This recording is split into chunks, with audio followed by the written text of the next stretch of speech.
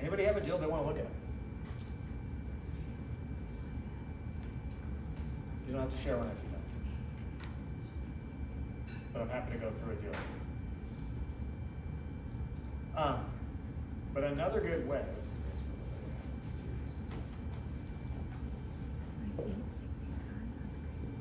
Let's look around this.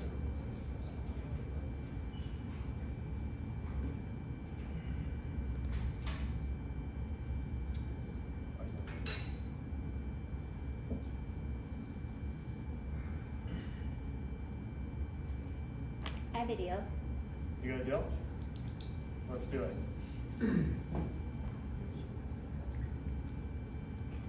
It's 704 Crescent Drive, Vista, 92084. 704 Crescent. I don't know, Christina, can I spell this one? No. Oh, no. C-R-E-A-C-E-N-T. E-A? C-R-E-A-C-E-N-T.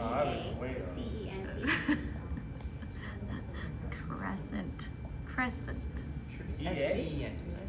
Yeah. Sorry. Is it like croissant? Is it S-C? Sorry, no, Yeah. E-A. I'm like, dang, dude, I'm like. C-E-N-T Drive, Vista. Oh my gosh.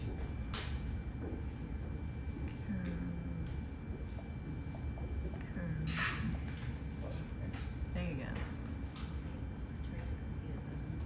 Sorry. What's that? 655. 655. 21-1278.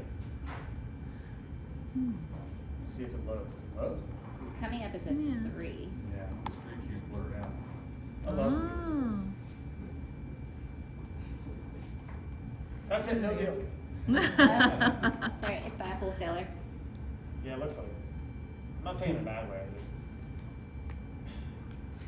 So it's on a corner of a busy ass street. Don't buy it. For fun. We'll look at it. But I'll just. But locationally, I'd be like, what price do you want? Nah. Yeah. What? Unless people want to go in for 40 miles per hour buy your house every day. Okay, so anytime we have a 2-1, is it actually a 2-1? Sometimes Zillow could be wrong, obviously MLS is a bit different. From the wholesaler, it's listed as a 3. Okay, so is it 3? 3-1 or 3-2? Sorry, I lost it. I think it was 3-1. Anytime you have a 3-1, comp it as a 3-2, for sure. Because you're gonna have, especially with that amount of square feet. 3-2, sorry. 3-2? All right, let's take a look at it.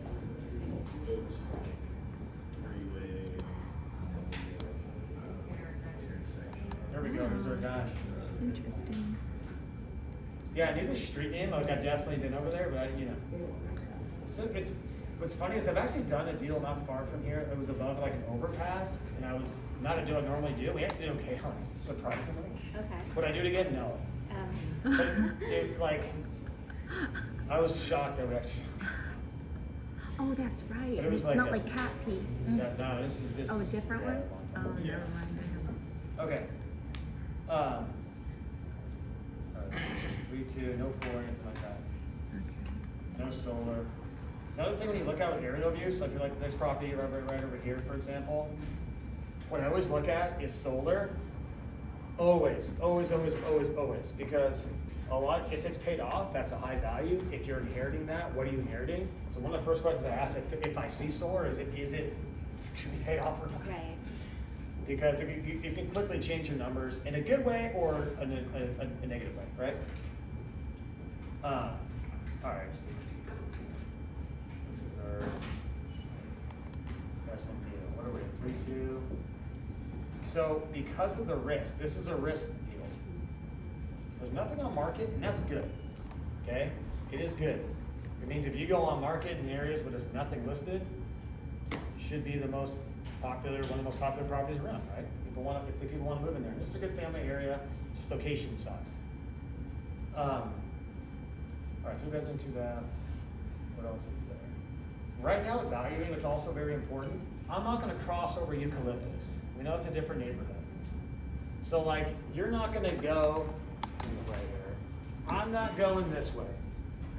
I'm not crossing even this too much. We want to stay in our general area This is fun, I can actually do.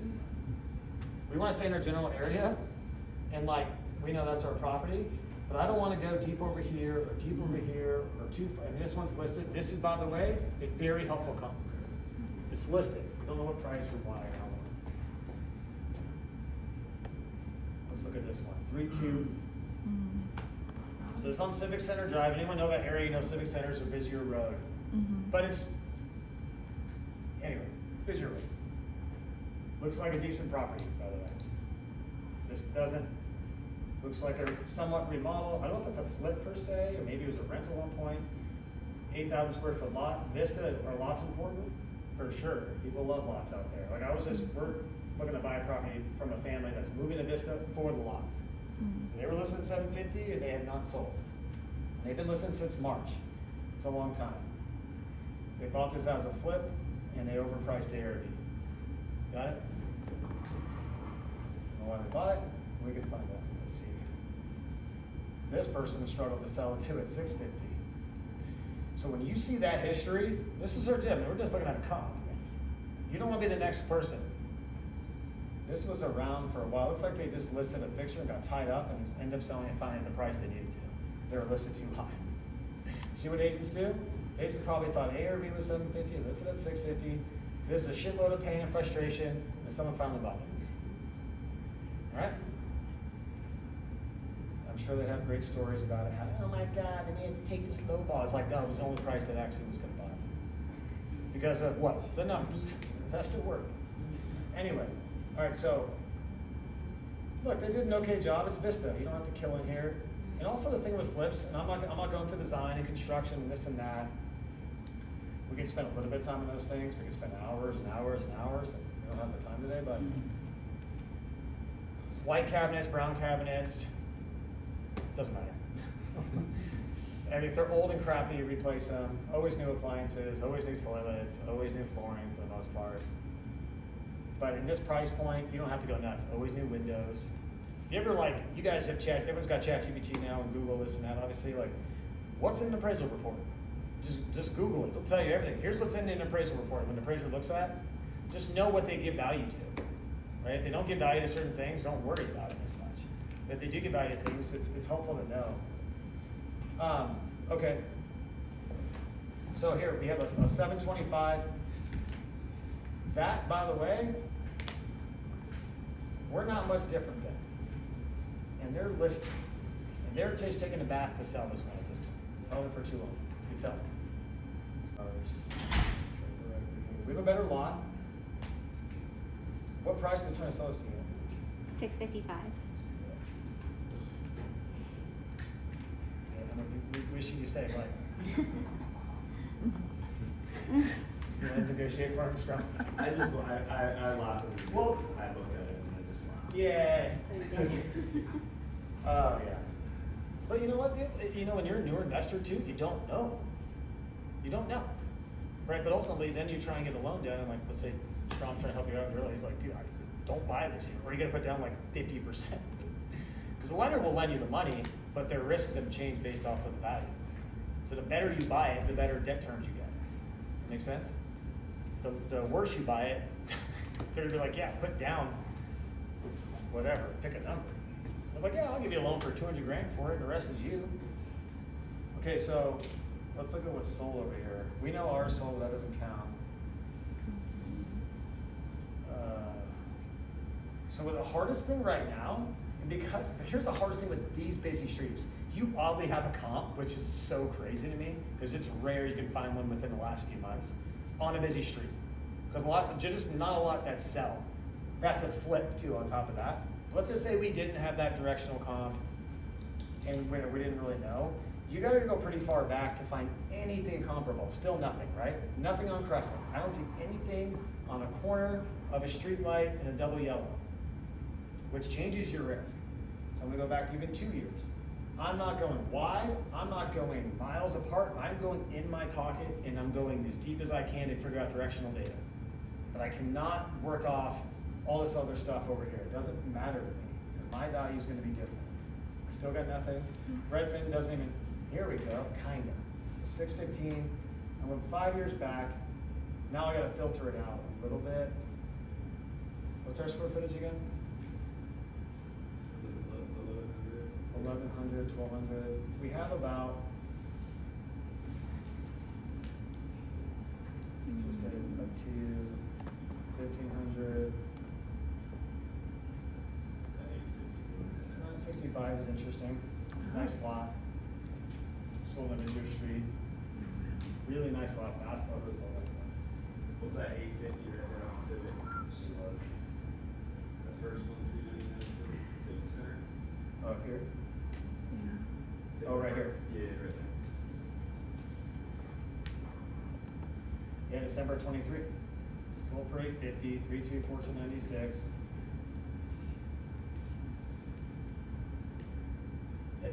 What's funny about this street is this can happen.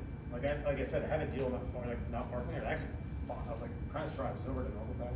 All right, so they listed $899 though, and they had to drop to $850.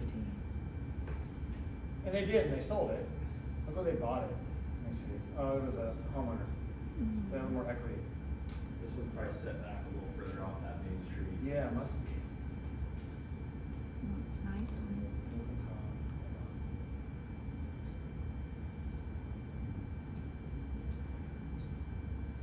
Let's look.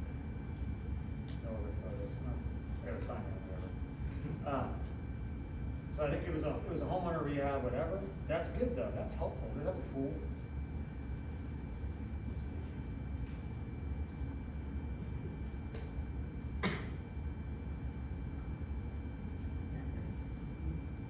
No pool. There's a little property behind it. Okay, so we had this other kind of two. Okay, interesting. What is this? Another house, so it's like two houses. So we're not set back that far. I think someone bought it, they wanted it. Don't know why, but bought it at $850. And then we got this $750. So regardless of the price, let's say you're like, I'm interested in doing this deal. What's the first question I have on it? Or let's just, I want you to rate ARV confidence. You're the highest, one being you're the lowest. We can split the difference and say it's worth, I think it's worth less than the $750, but I have no argument for it, because that $845 is a weird one.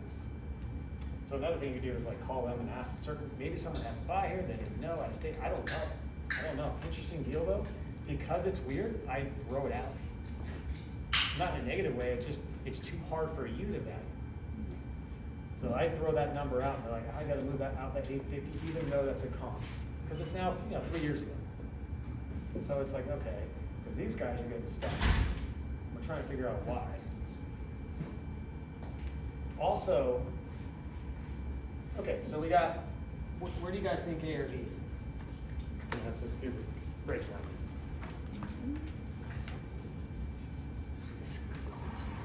My opinion would be to list it below the other one, but who am I?